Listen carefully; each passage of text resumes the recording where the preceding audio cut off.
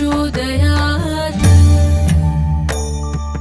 ॐ महालक्ष्मी च विद्महे विष्णुपत्नी च धीमहि तन्नो लक्ष्मी प्रचोदयात्।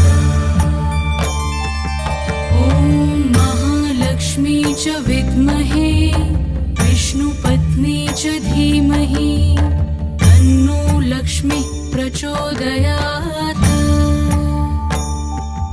ॐ महालक्ष्मी च विद्महे विष्णुपत्नी च धीमहि तन्नो लक्ष्मी प्रचोदयात्।